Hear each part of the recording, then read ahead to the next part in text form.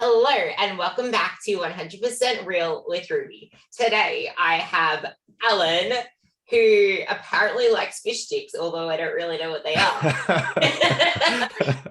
But it's protein, so there we go. But he is amazing at putting the complex into the simple, which something I've been doing over the years as well, which you've noticed on my Instagram, is everything's really simplified. And I used to be the one complicating everything. And over the years, realized that it's this simple shit that people need to hear over and over again. So we're going to be talking about behavior and action based stuff that will actually help you not only get unstuck, but get you the results and keep you the results. And we'll also talk a little bit more about the training and the nutrition around that. But something that has come up a lot is people treat fitness, they treat health as like this on and off switch because they go from one extreme to the next extreme, but there's no in between. So it's easy to flick the switch off. So with Allan here today, I'm going to let him take it off with that. Well, as far as an on and off switch goes, I think that more speaks to the fact that people view nutrition and health and dieting as something that they need to do, and then it's done. And I think that that's kind of going into the situation, looking at it in a wrong way to begin with. I mean, if your goal is to actually improve your health, improve your physique, improve your performance, the bad news is that there is no on and off for this. It's literally you turn it on and that is it for the rest of your life. If you want to maintain progress, you need to make changes that tend to incrementally build on themselves and that become part of you and that you sustain for the rest of your life. Because look at this realistically. If you're somebody that wants to lose body fat, you start at, whatever your weight is, 220 pounds, and you lose 50 pounds of body fat and you're feeling really good about yourself. You're very happy. If you start going back to the way that you were eating at 220 pounds, you're going to go back to 220 pounds. And I think that one of the big issues with this is that, I mean, even if you look at the research, nearly 90% of people that are successful in a weight loss diet, a year later, they're right back to where they started. And they're right back to where they started because they didn't go into it understanding that this is a core change. This is not something that is transient. It's not something that's temporary. And if you're looking at this as something that's temporary, like, oh, I just need to get through this, it's not going to be something that's going to stay with you for the rest of your life. So I know that that you have some questions later that you wanted to go into on like motivations and stuff like that. But I think that this kind of ties that in really well. People think that motivation is something that they have to get things done. Motivation is one of the least important possible things in changing your health. You don't need to be motivated at all. And that sounds like it's like really negative thinking. Motivation can be an extremely good boost to your fat loss or your physique goals or your performance goals. But what you really need to figure out is why you're committed to making those changes. Because commitment is the thing that is going to take you through those hard times, whether or not you want to go to the gym, whether or not you want to prep your food. If you figure out why you want to do it, how that deep down benefits you, you're going to do it whether you like to or not. Now, in the beginning, you will often find that you are forcing yourself to do these types of things. It's not always easy. And the fact that you have to force yourself to do it doesn't mean that anything's wrong with you. But you just do. And when you have motivation, that's a bonus. Anytime that you have motivation, anytime you feel great, anytime you want to get into the gym or you're really enjoying how you're cooking, good. Use that to the best of your ability. When that goes away, and it will go away, it kind of ebbs and flows. When that's low, you remind yourself why you're committed to it and you stick to that. And that's how you build this habit base that you were talking about in the beginning when you brought this question up. Can you go and just grind through with all motivation in the beginning, maybe for a few months? Yeah. But, you start to realize that in everybody that goes on a fitness journey, whether it's to gain muscle or lose fat, realizes that it's going to take a lot longer than they had first hoped. And when you realize that it takes a lot longer than you first hope, you start to get that, oh man, is this really worth it? Is this grind the thing for me? That's where you start to fall back on, okay, Why am I doing this? How will this benefit my life? The motivation is low right now, so I start to go on autopilot. I've been going into the gym, periodically, and making a habit of this, and then you start to sit back on your habits. The bad news is it doesn't always become something that you find super enjoyable, the process itself, but you can find benefits in what the process provides for you. Maybe you hate going and working out. I mean, Muhammad Ali was famous for this. He said that he hated every single day of training, but he loved winning and he loved being a champion. And you can use that too. You can say, man, I don't love going to the gym, or I don't love lifting weights, but I love how it makes me feel. I love how I can play with my kids. I love how I can keep up with people that are 10 years younger than me. I love how I feel. I love how it makes me sleep. So whether or not you fall in love with fitness or cooking itself, you can find parts of the whole situation that you can appreciate and use that as your crutch when you need to, and resort back to your commitment. Yeah, it's when we focus so much on losing weight quickly and the extremes, it makes us feel like there's only this one way of doing things. And like you said, it's a core change. And if you're only thinking there is this one way of doing things and you need to go extreme, that's not changing anything at your core, because you're only focusing on the outcome, and that isn't going to make it sustainable. And it's so easy to be like, I just want to hurry up and lose all this weight, so I want to go to the extremes. But the thing is, not only is life unpredictable, but in saying that life is unpredictable, you fall to the level of your habits, you fall to the level of your systems. And there are very apparent saboteurs that exist, like emotional eating, maybe not being able to control ourselves in the office at work. Like, there are these things that we have to first nail down before we decide to go any other extreme. Like, it's a step-by-step process. So maybe you can talk a little bit more about what it is that you feel is the biggest barrier to making these changes, and how important it is to look at the habits and the systems we develop to actually facilitate the process. And So I think that there's three steps to any habit, and I think that it's extremely important to understand the three steps to every habit. Every habit is made up of three things. And this is good and bad habits. And knowing this, you can reinforce your good habits, and you can alter your supposed bad habits to be more productive in what you're trying to achieve. So it starts off with, you get a reminder. So there is some kind of reminder for every cue that you do in a daily life. And maybe it is, you have a stressful day at work. And when you have a stressful day at work, you normally reach for like a donut or something like that when you come home. Maybe it's when you have a kid and you make them a peanut butter and jelly sandwich during the day, and maybe you eat a couple bites of that peanut butter and jelly sandwich because you're making it. And so you have this reminder, and keeping a food diary is one of the best ways that we all talk about. I mean, most coaches talk about keeping a food diary in some way or another, because it helps you identify these reminders.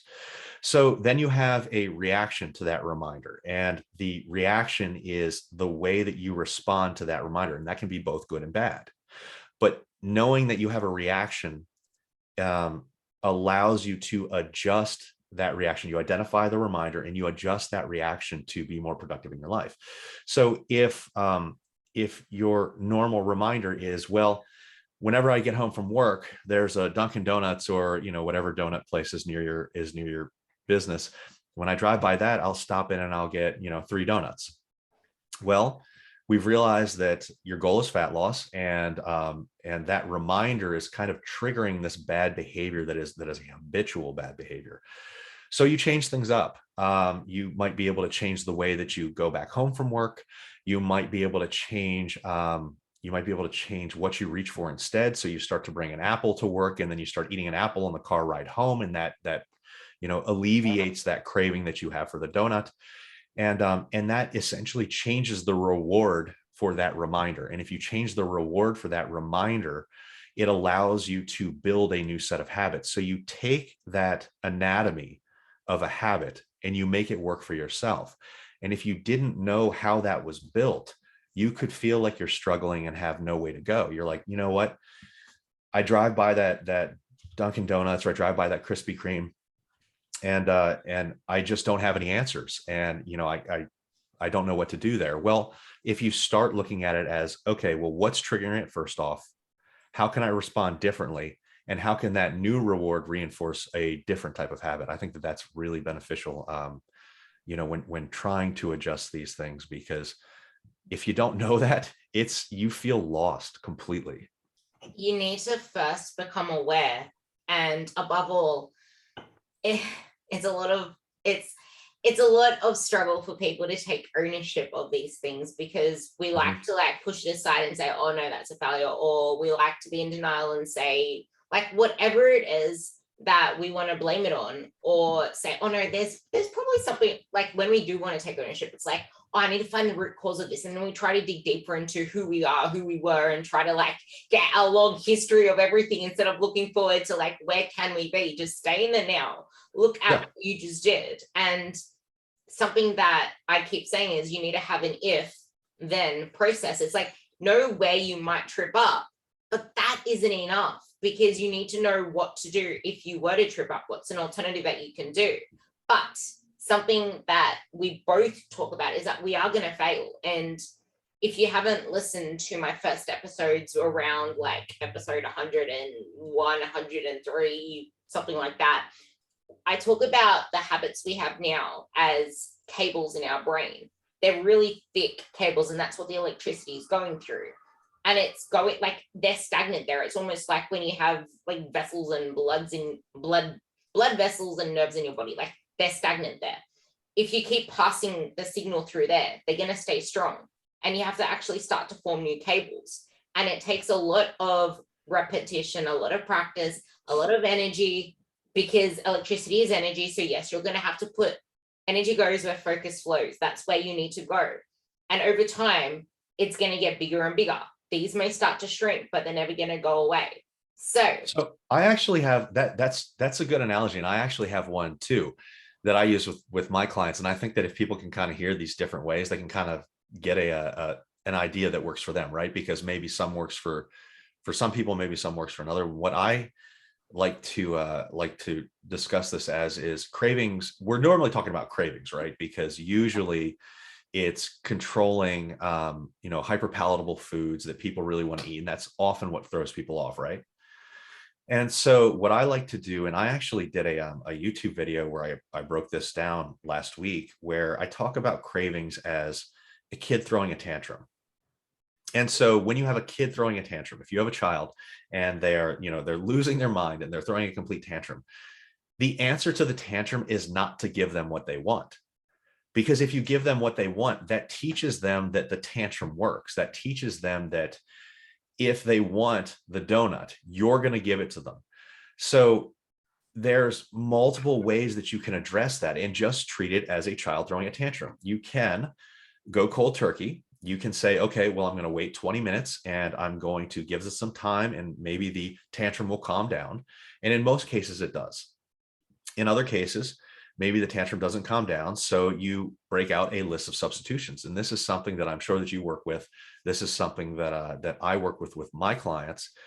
And I will ask them, okay, I want you to make a list of 5 substitutions. These are activity substitutions. They can be food substitutions, but I would like at least the majority to be activity substitutions. So when you have a craving for a specific food, figure out some things that you can do, and they must be readily available. You must be able to do them. They must be either enjoyable or productive in some way. And they must mean something to you. So if we have a list of 5 and they carry this in their wallet or on a notepad on their phone, anytime they have that craving, they can wait the 20 minutes. They can look at this substitution list and they can say, okay, well, I decided that when I'm having these cravings, I can either do some work, because that work might not be fun, but it might be productive, and then de-stress my life later because I'm getting it done. You could read a book, you could play video games, you could go for a walk, which also increases your NEAT. So double bang for your buck.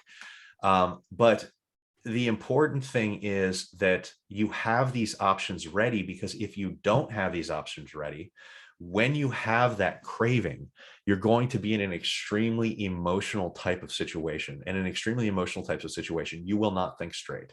And that's not you. There's nothing wrong with you. That is just the way that it is. So, learn from, experienced people that kind of go through this day in and day out with hundreds of people, and figure out these tips and tricks so you can incorporate them in your life and make your life a hell of a lot easier. If you have these things written down, you won't forget it. You'll be able to pull these in. And over time, you start to change that reaction to the reminder that you're getting. And again, that's how you build new habits. I shared an audio to my story the other day, and there was a little clip in a podcast I was listening to that's like, people are so easy to switch on Netflix or switch on the TV and watch an hour or so of mindless TV, but they won't commit an hour or less to listening to a podcast or someone who's been through the things, or listening to someone talk about getting through things that they once struggled with, or someone who's already a master at that craft. And what I love about that is we have these soundtracks in our head. Like a lot of the time we tell ourselves, oh, I can never have one Tim Tam. I have to have the whole Tim Tam tray, or Oreos. I don't know if you have Tim Tams there, but Tim Tams. We actually do now. I lived in, I think you know this, I lived in Sydney for a year in 2009. When I lived in Sydney, they did not have Tim Tams in the States. And now they started bringing them into grocery stores, and particularly in Hawaii, where we are, because I'm kind of halfway between the mainland and where you are. We've got Tim Tams everywhere, which is great. Yeah. Maybe not for my clients, but it's great for me. I never really liked Oreos. Oreos are bleh, but Tim Tams. Oh, they're pretty bland. They are, and I don't like the cream in between, but Tim Tams are, they're just different. And see, this is the thing, like you can talk about food and all of a sudden you start wanting food. Like that's the thing. It's there is just so much out there that makes it so hard to even fathom this whole, oh, I want to intuitively eat. Like there is no real intuitive eating in a world that's full of these palatable foods. I have you've probably heard me talk about this before. I have kind of a the words intuitive eating make me a little bit butthurt, and the words intuitive eating make me a little bit butthurt because I don't love it. And I think that if you are in a conversation where you're telling a person to be intuitive with their eating, it's generally because they've struggled with eating in the past. And if we've struggled with eating in the past, that means the way that we intuitively eat doesn't work for whatever our goal is. So intuitive eating is not the answer. And I know that this is going to be a big semantics argument, and you will really divide fitness professionals about this. But I think more informed or educated eating is the right way that we should go. And again, this could be semantics. But the way that people normally eat is often the reason that they're in the position that they're in, that they're struggling with what they're struggling with. So what we need to do is we need to adjust intuitive eating. And I don't think that there's anything wrong with, not weighing food or anything like that, but you certainly have to set up some sort of guidelines. There's no just go off and eat how you feel like you should eat. That doesn't exist. That's just like giving a kid a gun and being like, good luck, because if they've had these issues, they're not qualified to do this. If you've got a guy that's always been lean, I mean, maybe he has the choices that he makes are roughly in line with his caloric intake. Maybe he doesn't like sweets. Like for me, I don't eat sweets. And this is not something that I'm bragging about. It's just, I find a lot of guys are like this. I don't like sweets. We don't eat sweets a whole lot. I just don't like it. But like I'll eat cheese, or I'll eat like nachos or a cheesesteak or something like that. And so desserts aren't a problem for me. I never want to reach for that type of stuff. But then I've learned that I need to be a little bit conscious around some higher fat, higher salt foods. And learning these things, it's not intuitive for me to avoid these, but it's an educational thing that I got through for, by having the food diary, figuring out, what works for me, what doesn't. And there are certain situations, this is another thing that I really want to touch on with intuitive eating. Telling a person that they cannot have a food is not necessarily wrong. Now, I want to put a caveat on that.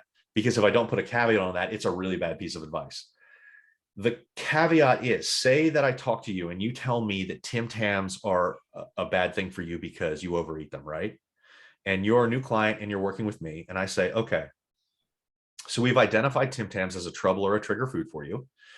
Why don't we take Tim Tams out of your diet completely for 4, 6, 8 weeks? Allow you to eat different foods and tell you that we will reintegrate Tim Tams as you start to feel that you are more comfortable eating these foods with control. Now, I'm okay with doing that, but I want to tell you that we're doing this with a time frame, because people can get through things with time frames. If I'm saying like, you'll never eat Tim Tams again, immediately your mind starts to rebel. You're like, but when can I have Tim Tams? Because I want them. If I say 6 weeks, we're not going to have any, then we'll reconvene, we'll get back together, and then we'll see how you're doing. Most of the situations that I do this with my clients, they will sit down and they'll go, I'm okay, I'll try it. They know that there's a light at the end of the tunnel. We get to 6 weeks and I say, okay, well, do you want to have Tim Tams in your diet? And they're like, you know what? I'm doing okay without it. And we're like, great, perfect, problem solved. Now, if they want to bring it back into play, we can bring it back into play, but you want to bring it back into play in a controlled sort of environment. So they tell you that they are feeling better about it. They're feeling more control over the situation. They had their detox. It's kind of like a mental detox type thing, from the feeling the need to have it all the time. And you say, okay, well, let's try it this week. Let's have 2 Tim Tams. Which day is most important to you? Most people will be like, well, I'm off on Saturday, I want to kind of relax. Have 2 Tim Tams that day. That's it. Write it down, enjoy it, and we'll move on.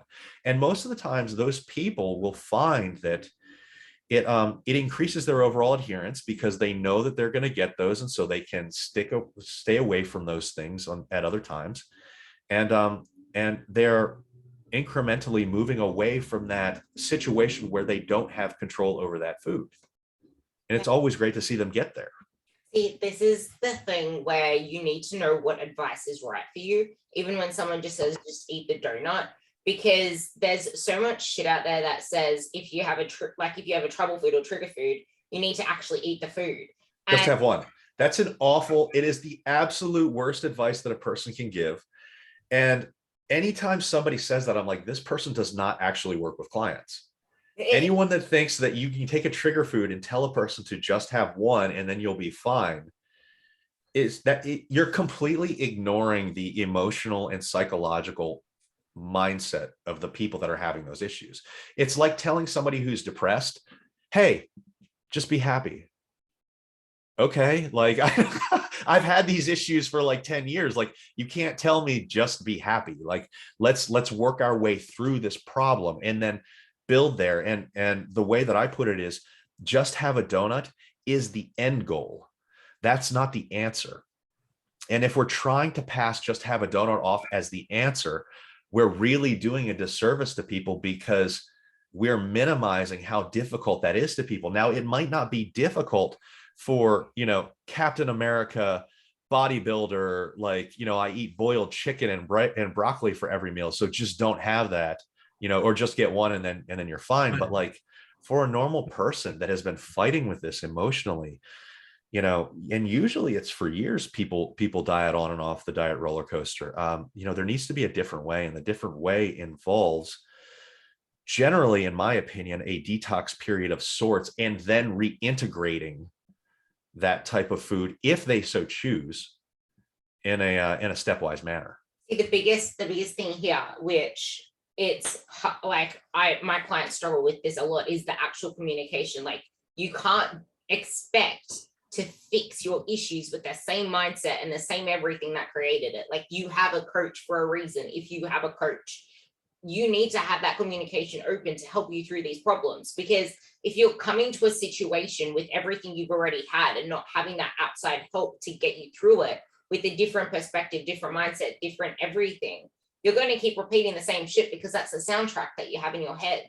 And you said something amazing there too, because there are so many people out there that make us seem like we're like these dieting culture kind of people because we're saying don't eat the thing. But I have an example of a client who every single time she opened a peanut butter jar, there was only half left by the end of the friggin' 10-minute setting. And it's like, well, let's just not have any peanut butter in your diet whatsoever. It's like, that is not restriction. That is controlling yourself until you can do more. And we didn't introduce peanut butter into a diet. The substitution was peanut butter, PB2, the peanut butter powder. And that's a great idea.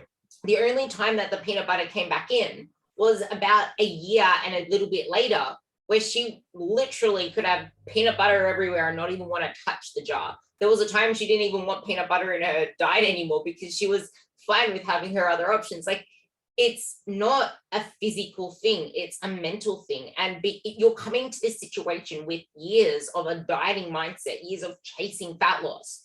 You need to give yourself time to be okay with that food. Like, you know me, you've known me for years, and you know that cereal was my weakness. There is cereal in the cupboards right now, and it's not locked up with a key. And I'm not even touching that cereal. Whereas before, if there was cereal in the house, I'd friggin' shovel it in my face. I couldn't have a little bit of cereal in my diet because I needed to have like a 300-gram bowl. And now I'm happy. I think so. There are certainly different types of cravings, and there is hedonic craving, which is the emotional type of craving that we're particularly addressing. And then there is physical craving, because maybe you're just physically hungry. And I like to point this out to people too, because it's a good way to kind of center yourself and understand what you're dealing with. And I've heard this, that I didn't make this one up, but I've heard this from a lot of different coaches, and I think it's very valid. Do an apple test. If you are sitting there and you're like, all you're doing is thinking about food, think about it and say, would an apple be something that I would want to eat right now? And would that solve my problem? If the answer is no, assuming you're not disgusted by apples, if the answer is no, then this isn't physical hunger. This is emotional hunger or hedonic hunger. This is, you are not craving food because you're hungry. If it's hungry, you've got hunger pangs in your stomach. It's mostly located in your stomach. It's growling. It's kind of loss of focus when you're thinking. If you have hedonic or emotional hunger, this is located in the mind. You are focusing on specific food items. You are focusing on specific tastes. You're focusing on textures. You're focusing on an experience. You are not thinking any type of food will work. If any type of food will work, you're hungry. So have some Greek yogurt, have a protein shake, have, lean meat and veggies, have whatever it is. If you are, if you're saying only a brownie will fix this, well, this is an emotional hunger, and you're choosing that because of some reminder back to the habits and the cues that you get that we talked about earlier.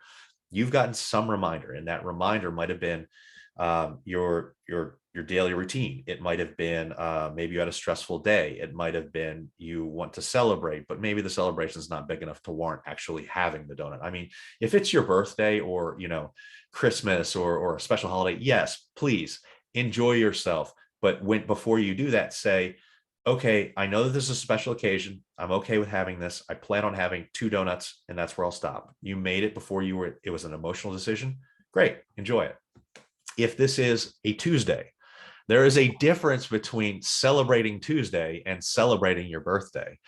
So you really need to prioritize, how important is this to you? Is this a physical hunger, or is this an emotional or hedonic hunger?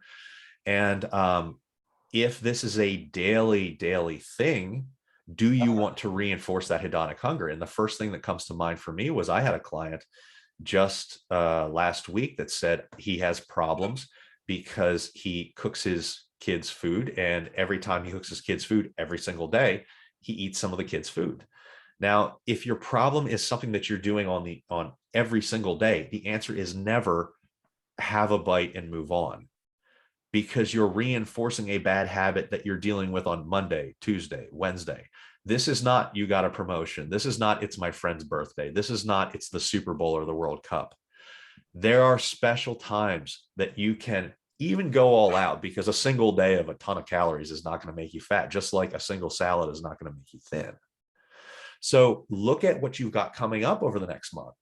Are there special days that I think that I really want to moderate less and indulge more? Nothing wrong with that. Do not get down on yourself after that happens. Do not be guilty because you looked at this, you made a plan. But at the same time, be realistic with yourself when you see, well, Brenda, who I don't really like from work that much, wants to go out for drinks. Now, not to be insulting, maybe have one drink, but that doesn't mean that you need to get, 3 or 4 flights of margaritas just because you're out with a colleague that, might not mean that much to you in your whole overall life. Yeah, it's, and also with the be realistic, it's be realistic with your percentage of consistency and your percentage of actually hitting the check boxes, because like your results are dictated on how many of those days you're gonna get a green percentage on, not a red percentage on. And I say this as well, I'm like, birthday, Christmas, Easter, I don't give a rat's ass what you eat on those days. They're 3 days in the year. The rest, take it as it comes, because you don't know when you're going to plan a holiday. You don't know when your kid's going to chuck a tantrum and you're going to have to like have a whole bloody Lulu dance outside of your house and get shit outside. I don't even know where that description came from, but I was thinking of a hula hoop. But it's like, you need to be aware of the fact that it's not, it's the accumulation of things, and it's not an on or off switch. It only because I made a tweet that I was going to put up today or tomorrow on this, but it's, if it can't be the best option or a great option, make it the better option. And if it can't be the better option, make it a good enough option. And that's literally what I wrote on my tweet, which will be up when this comes out. But like, it's not about being perfect. There is no such thing as perfect. And when people say, I just want to get this right, what does right mean to you? You're not going to get it. You're not going to get it right. You're going to fail. And I'm going to say that again. You're going to fail. But there's a difference between failing temporarily and failing permanently. Failing temporarily is part of a successful fat loss and fitness journey. Everybody has failed. I went all of 2021 with a broken neck and a partially torn MCL and ACL. I'm not progressing during that year. Now, 2022, things are starting to heal up. I will get back. I will start to do that. Now, what did I do?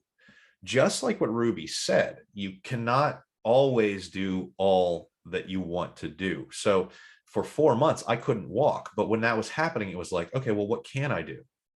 So I controlled what I ate. I controlled when I cooked. I took control where I can.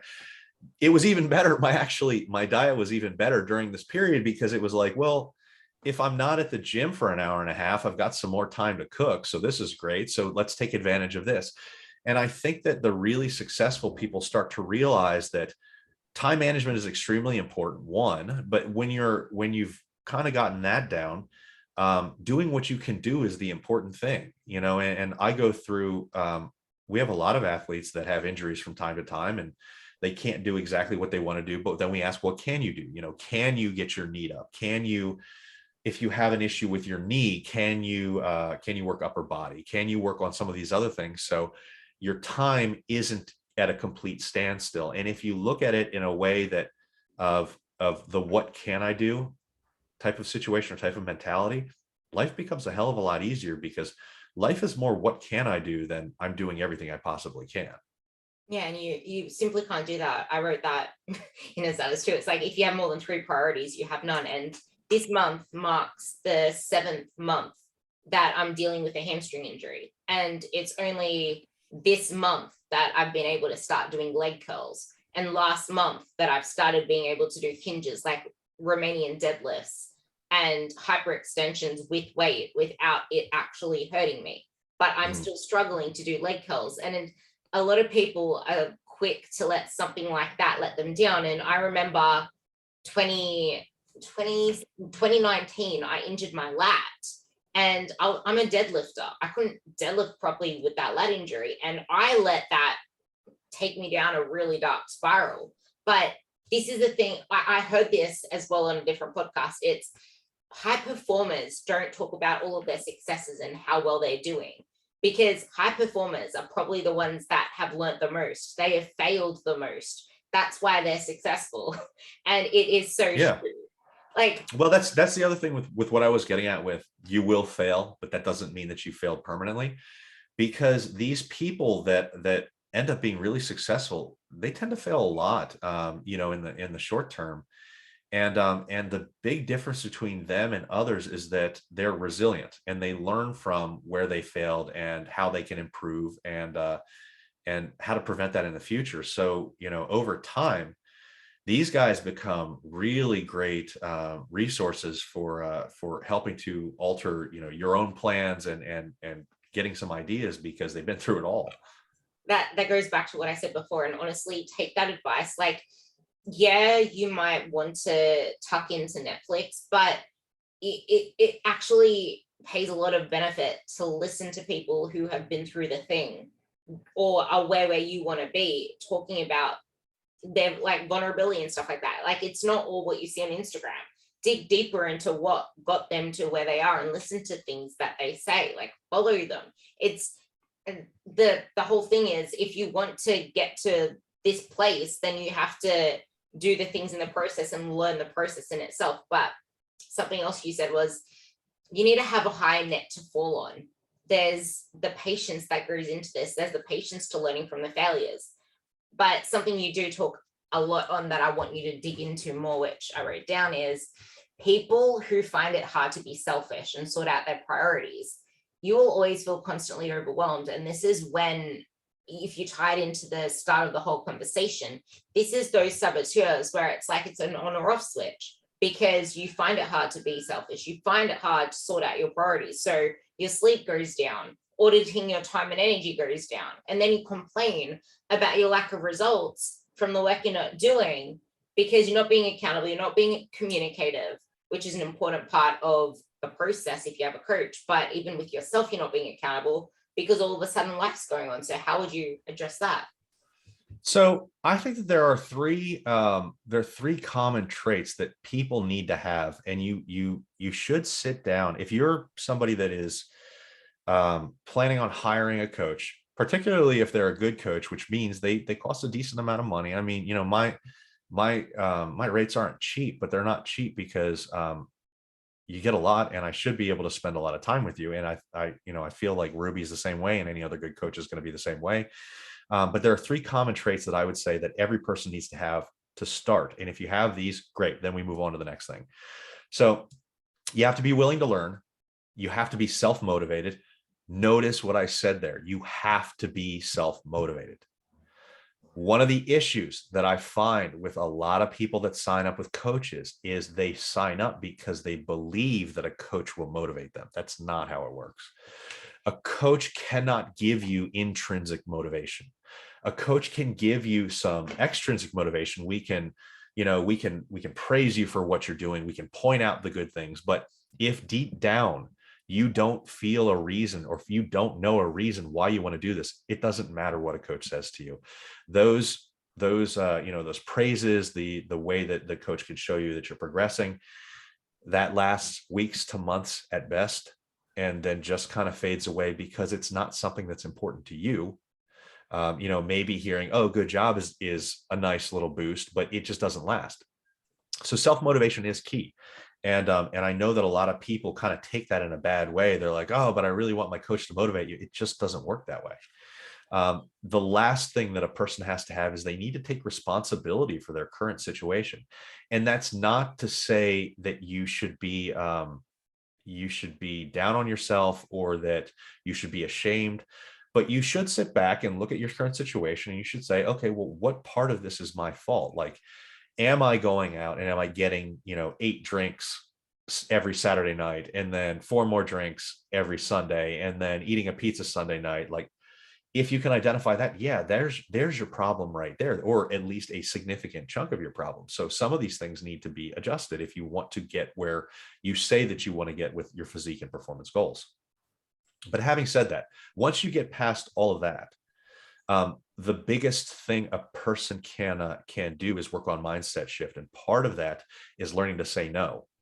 And learning to say no is a very important skill that people are, one, uncomfortable about, and two, they really don't want to do it. There's going to be times where you have social obligations, and learning to say no to certain parts of that social obligation may be the right move for you because it doesn't support who you're trying to become.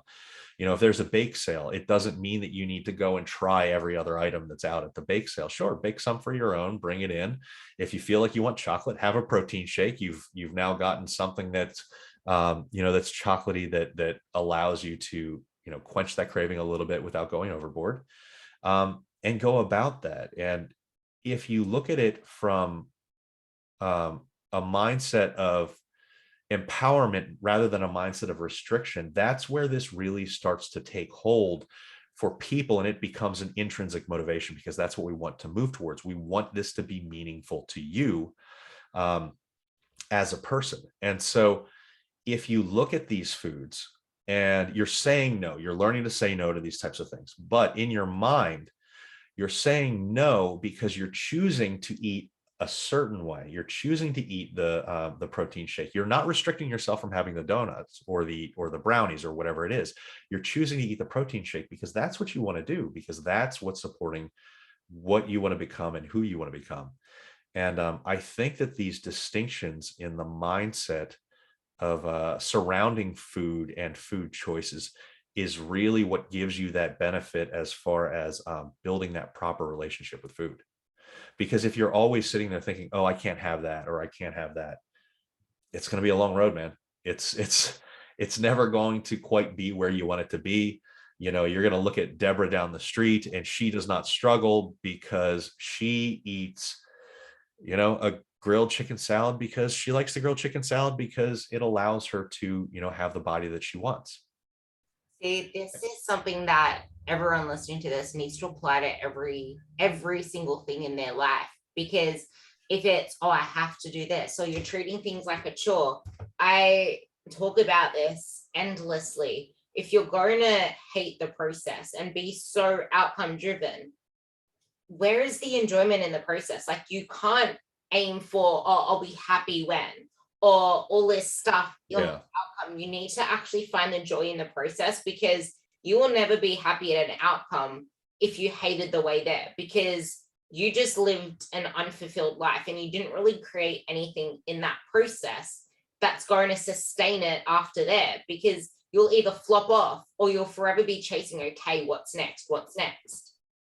Well, even like I talked about before, you don't have to love the process as long as you positively reinforce the process. And an example of that is, okay, I don't love eating, whatever it is that I don't love eating that's supposed to be healthy, but I do like how I feel afterwards. Yeah, and so by focusing how you feel afterwards, you can support that habit and actually gain something positive that is meaningful to you.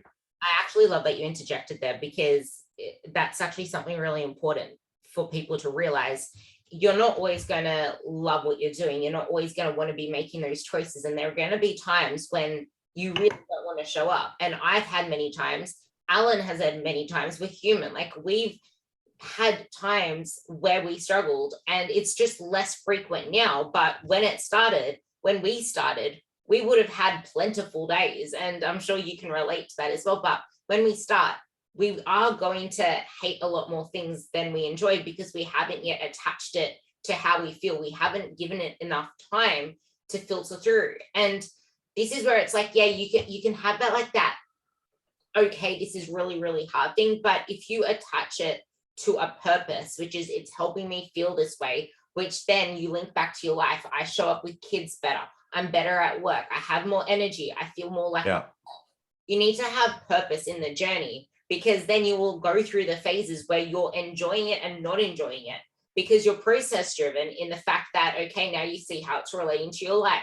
You just quit your job because now you're going to go for one that's going to give you a higher salary, or whatever they call it these days, because they don't pay frigging yearly salaries much anymore. But kind of tying this in, why is it harder with, like, because we were talking about the whole yo-yoing thing and being an on or off switch. Why is it harder to lose body fat the second time if we've dieted before? And why is it harder to then see the results if we keep going on this yo-yo loop? And how can we tie that together with everything we just said? Well, I mean, it's harder from the aspect of if you're leaner, losing significant amounts of body fat is always more difficult. Well, losing scale weight is obviously more difficult. You've got a lot more to lose when you're larger. So if you're coming back and you're slightly smaller, it's going to be less significant body fat. And a lot of people take that as, okay, something's not working right this time, because last time I lost 5 or 8 pounds every 2 weeks, and now I'm only losing two or four. And you've seen my infographic that I put out there that shows the expected rates of weight loss. And I put that out there because I want people to see, if you're doing this correctly, you're probably losing a lot less weight every week than what you thought you would. Now, going into this a second time, it almost depends a lot on the situation involved. Maybe you didn't have that much time at maintenance before you decided to go back down and into it. Maybe you have more stress that's going on. Maybe you have greater expectations for yourself, and all those can add in. From a calorie perspective, going in and dieting again isn't technically harder outside of some of the differences that metabolic adaptation makes. So if you're a slightly lighter person, your energy requirements are lower, so you're going to have to take in less food. But that comes with the territory of being a leaner individual. If you hadn't taken enough time off in between, and this is a big issue with people that are chronically trying to lose weight, if you hadn't taken off enough time in between your attempts and you stay relatively low, certain things like your NEAT, your non-exercise activity thermogenesis, which means all of your movement during the day, will stay low. It'll stay depressed. Your hunger will stay ramped up. And so what these people find that are in this chronic yo-yo dieting or roller coaster dieting up and down is they never allow their bodies to feel comfortable enough to say, okay, I can start burning some extra energy without even thinking about it. I don't need to crave foods quite as much. And the outcome is that these people basically become sedentary. They just sit on a couch and then they crave food. And that's a bad combination to have, that they might not have had that first time that they went from not trying to diet and then dieted down, and then, trying to come back and diet a second time. They might have that adaptation still in play. And so staying consistent becomes much more difficult. So the answer is, if you're in one of those situations, I find that if people that you're working with are in a chronic diet type situation, I actually have these questions in my intake forms. When was the last time that you dieted? For how long? And what did you get out of that? What did you experience? And if they're telling me that they struggled, the best answer a lot of times is to bring that person to maintenance for 2 or 3 months and let them just work on performance. Guys, he said months, not 2 or 3 weeks. Like, months. People go into it and a couple of weeks, like, can we go into fat loss phase now? Yeah, and it's you're going to slow yourself down. And actually, one of the ways that I talk about this with people is, do you want me to make this Australian relevant? Yes. Okay. So you live in Sydney. You want to drive to Perth. You don't get in your car, and you don't get in your Holden. And I'm making it this as Australian as possible. You don't get in your Holden and fill it with petrol and then go 120 kilometers an hour west and hope to get there as fast as possible. What's going to happen is you're going to run out of gas, and that car's going to break down, and you're going to be in the middle of the outback, and there's going to be a whole bunch of weird people that are not really going to help you out there. And kangaroos. And kangaroos. And so what you're going to want to do is you're going to want to stop at, what's an area between there? Is it Alice Springs is between the two roughly? Yeah, Adelaide. So let's say that that's a midpoint in your journey. You go there, you stop, you spend 20 minutes getting petrol, and then you get back on the road and you go. Now, what we do when we're dieting is we look at that and we say, oh, I'm stopped. Nothing's happening. This is terrible. Something's happening. You're refueling and you are getting ready to get back on the road and make it to Perth. If you try to gun that engine all the way from Sydney to Perth, you're going to destroy your car. So be smart about this. Look at your maintenance phase as I am getting gas and I can't get gas super quickly. I need to let it fill the tank, and filling the tank might be 2 to 3 months. 2 weeks generally is not enough to have a full reset of that. But during that time period, it's not wasted. You will be working on those habits that we talked about. We will be working on the consistency that we talked about. We will be working on strength and performance. And you might even build a good bit of muscle during that time period, particularly if you're new to training. And so none of what you're doing here is a waste of time. It just doesn't feel like you're moving in the exact direction that you feel like you should be moving immediately. But you came in with a situation that wasn't optimal for moving. You came in with an empty tank of gas. And so you are addressing that empty tank of gas, you are filling up, and it's going to take time. Now, one of the biggest issues that I find when we start going into this, and I'm trying to figure out a formal way to work around this. When I tell people that we're going to put them at maintenance, what people hear in their mind is, you can eat like an asshole. Really? Because we're not in a cut. I get the, oh my God, you're going to get fat. Yeah. And if you're at maintenance, you're not getting fat. If you've been in a chronic dieting situation, you may go up 5 pounds, maybe 8 pounds at most, if it's done correctly. However, that's not body fat. Your body is refilling with muscle glycogen stores. You're holding on to some water because you now have more fiber and more carbs in your system. You're getting stronger. This isn't fat. You're going to shed that immediately the second that you get back down into a cut. But you need to come to grips with the fact that living a life in a permanent cut is not only realistic, it's really bad for your health. And so sometimes coaches like Ruby or I will look at the situation that our clients are in, and we'll know that 3 months at maintenance is the right move for them. And it's problematic to get a person to look at that and say, okay, I want to be at really high adherence for this maintenance, because maintenance to people says we're not doing anything, but we are doing something. And being at maintenance and learning to be adherent and consistent is extremely important, because that's what allows you to get back on the road.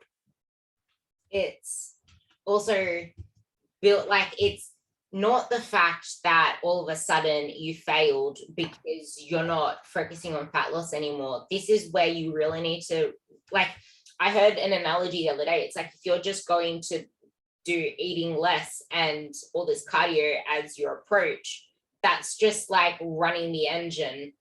That's already a really small engine where you haven't spent any time actually building a bigger engine to have more capacity. That's only going to take you so far, and you probably won't even make it to Adelaide to start with. So especially in a freaking Holden these days, like smashed up, like, come on. So you need to actually build that engine first, and this is where you actually focus on building strength. You focus on eating enough for long enough and building muscle for long enough to actually have a bigger engine to take you further. And it becomes a lot more effortless. Like, these graphics, these whatever is out there that says you're going to lose, like, you can lose this much every single week. That shit is not applicable to you if you've been a chronic dieter. If you've been a chronic dieter, that is only applicable, and if you're not consistent enough, that is only applicable to you if you actually do the right things, you spend time away from dieting so that you can actually effectively lose fat. And think about this. If you actually lose, say, 1 kilo a month, and you lose 1 kilo a month linearly for the rest of your life, and that's all you're chasing, it doesn't work that way. Like, it just seems so stupid in your head, and people believe that. I mean, it's unpredictable. And I remember that Bill Campbell did and for those that don't know, he's a nutrition and fitness researcher. And he did a study out of University of Southern Florida, and they took everybody and they used the best equations that they possibly could to tell, maintenance level calories, and they put them all on the same diets, and they followed them for 16 weeks. And they had predicted amounts of weight loss for each person based on their body composition and based off of the calorie deficit they were putting them on. And none of them came out to equal the predicted weight loss. And so if you think that you're going to ask your coach, oh, I'm 170 pounds, can I get to 150 pounds in 4 months? The coach has no idea. This is extremely dependent on how, your genetics, how consistent you are with this. And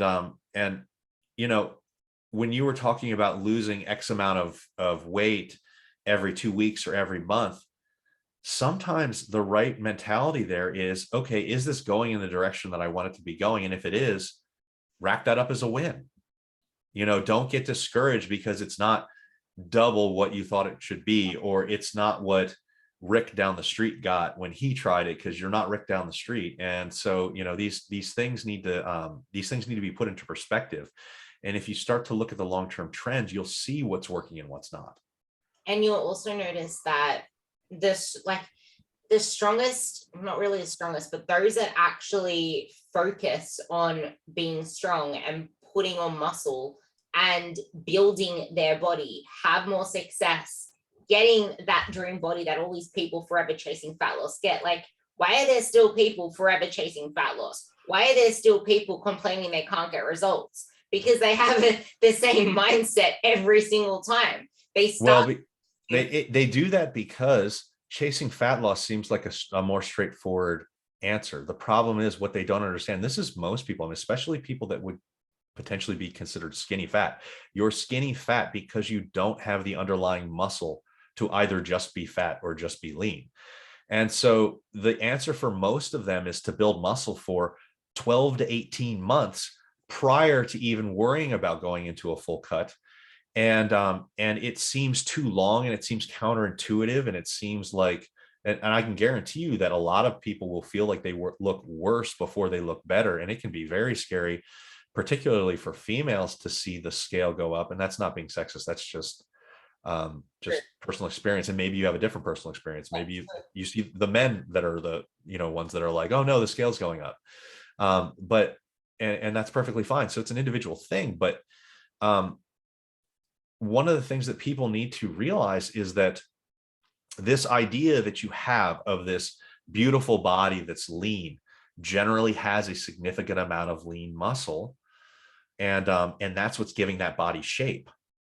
And so if you have never really worked out before, the proper answer is to put you onto a muscle building routine for 12, 16, 18 months prior to even worrying about cutting down. And very, very few people can wrap their heads around it, because all they do is they're like, I'm looking worse. I don't think that this program works. And the majority of people will ditch out way before they see the benefits that they would have seen if they would have kept going. And so it's really important to find a coach that you trust and then follow the process. And if the answer is build for a long time, there is no faster way to get you to where you want to be than to get over these difficult hurdles in the beginning. And I'm very mindful you need to go soon, but I'm going to keep bringing this up because it just stays in my head. I know people that are very uncomfortable. Well, I know a couple of girls that are very uncomfortable about feeling tight in freaking work pants and jeans, which are bloody restrictive as they are. Like they're not made for the female body in general. And then you see my legs. I'm saying this to you because you actually can, you've known me from the days I looked like a friggin' God knows what. But it's like, I want lean legs like you, Ruby. And my legs look lean. They have striations in them. And people think that they need to diet their way there. But what you don't see is I spent years powerlifting. I spent years lifting heavy ass weight for many reps over a consistent period of time to build muscle. I've been bigger. I've been fatter, so to speak. I've been heavier. I went through those periods to get to where I am now. My legs aren't lean because I dieted my way here. It was the dieting that actually stopped me putting on muscle for freaking like 2 years of my life doing comp prep. I actually lost muscle in that process. It's when I came out of that to do my powerlifting that my legs truly changed. Well, this is a good time period, I think, and I think that women should be focusing on this in particular. thick is not necessarily a bad thing now. And so getting some new clothes to make yourself feel more comfortable when you're doing a build is probably a good idea. And remind yourself that this isn't the end goal. This is just the path to get to that end goal. And it's just, if you're with a good coach, they'll tell you this is the fastest way that we can possibly get there, the most efficient way that we can possibly get there.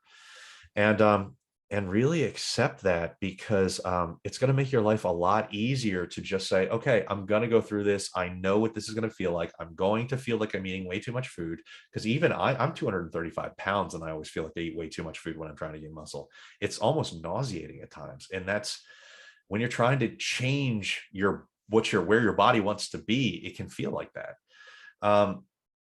And so you buy some roomier clothes, and you come to grips with that's the way that it's going to be for a while, and you keep your eye on the fact that this is part of the plan. This is where I want to go, and it makes it a lot easier if you accept that in the beginning. I love that to pretty much sum up everything we said, but I'm going to quote one of your infographics to sum it up on a different note, and that's accept that you will fail. It's not you may fail. I'm changing that word. Accept that you will fail at any goal, fitness, fat loss, whatever it is in the short term. Fail fast and fail quick, because then you'll start to learn, and you'll be able to reroute yourself and gather the confidence to reroute yourself while you still have that initial motivation, because it doesn't mean that you're not improving in that process. You're improving every single time you reroute yourself from failures. Well, and also I'm a big proponent of people getting coaches, because I think that a lot of times when people feel like they failed, they didn't really fail. I'll have people that have worked with me, and this happens so often. I do a lot of big transformation body comp changes. And so I'll have people that'll lose like 50, 60 pounds, and then they'll have a week that's very difficult and they'll gain 4 pounds back. And they'll be like, it's over. I've ruined it. And I'm like, this is fine. And they're like, why aren't you upset? I'm like, because it's going to happen. Like there's no situation in the world where you're not going to go up in weight at some point, and it's going to happen multiple times. The important thing is how you react to this, and let's look at what you did. And when we go over what they had done and where their practices were, a lot of times, and obviously you're going to have to address this with your clients based on your relationship with your clients, but I tell my clients, and I prep them for this ahead of time, I'll be like, you screwed up here, here, and here. Now, I say that after having a conversation with them where I've told them, I'm going to tell you where you screwed up. But I'm telling you this because I'm on your side. I'm your partner in this, and I want to point these out so we realize where we're getting our trip ups. And then you and I will sit down together and we will brainstorm. Okay, you did this, this, and this. Would you, given another chance, moderate this in some way? Would you change this up in any way? And if you're going through these screw ups and you're doing that, then you're learning progressively on how to adjust this for the future. And so having these screw ups is sometimes a good thing, because it bulletproofs you for later in life, because there's going to be a point where you don't have your coach and you'll be like, oh man, I went through this with my coach. And yeah, I remember I should have done this, this, and this. And then you start to make those notes, and you make that change from then on. And so failure is a thing that I think a lot of people look at as a permanent type of situation, but failure never needs to be a permanent situation. Failure is only permanent if you quit. Yeah. Otherwise, it's a learning experience. And you said this in your list of what makes a great client, and that's you need to be willing to learn. You need to actually be willing to learn. Like if you see that you have these failures and you get the screw ups pointed out, instead of not having a response and not trying to work through them, which a lot of people would just avoid or blind eye, you need to address them and get uncomfortable sitting with them so you can work through them, because the more you avoid them, they will keep showing up until you work through them. So yeah, and I think that it's important too, in defense of clients and people working hard everywhere out there. I think it's important that the coach be empathetic and non-accusatory. But I work this, I mean, I'm kind of a gruff guy. I work this with the same way that I work with my buddies. And I'll be like, okay, dude, you fucked up here. Let's fix this. Let's figure out how we can make this work for you. And then the client should have some back and forth. And as long as you're both working towards the same goal of improvement, you can always come together with a solution. And yeah, sometimes you're going to say, you know what, it was a big celebration and I don't feel bad about how I ate. And then you're like, okay, as a coach, I'll say, okay, well, are you okay with gaining 2 pounds then, or a kilo then? And they'll say, yeah, I am, because I don't normally eat like this, but it was a celebration. And I'll say, perfect. This is exactly how we build a good relationship with food. You gain 2 pounds. You are okay with your actions because you thought this out. And now we will move on and you will lose that kilo again. And so as long as your actions and your expectations are in alignment, there is absolutely nothing wrong with that. And sometimes that's the case, and if Christmas comes around and you gain 3 pounds, it doesn't matter. There's not much going on. There's not much going on in the rest of January. We'll lose it. Yeah. So, so getting that third person perspective of, let's figure out if this is a screw up. If it is, let's review the situation that happened. How would you change it up, given a second chance? And then we learn from that. Yeah. You can't fix a problem with the same mindset that created it. Well, if nothing changes, then nothing changes. So if you don't change, your physique, your performance, your mindset, your happiness, your confidence won't change. And I think that a lot of people go into this thinking, I want to be able to get everywhere that I want to be. And, I've heard coaches say, just have one and move on. And I don't feel like I should have to give up any foods that I really enjoy. That's a half truth.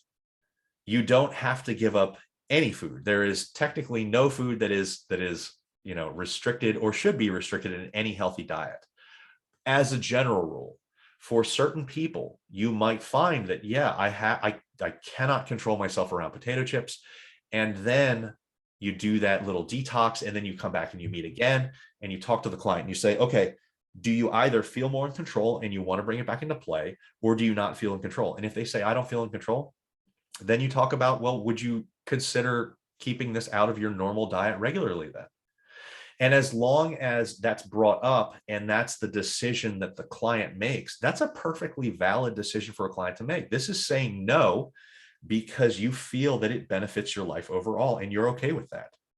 Yeah. So saying no does have benefit. It just has to have benefit in the right way that doesn't enforce a restrictive mindset, but enforces an empowering mindset of you making that decision to take control of the way that you eat food, and being honest with yourself is all you can do.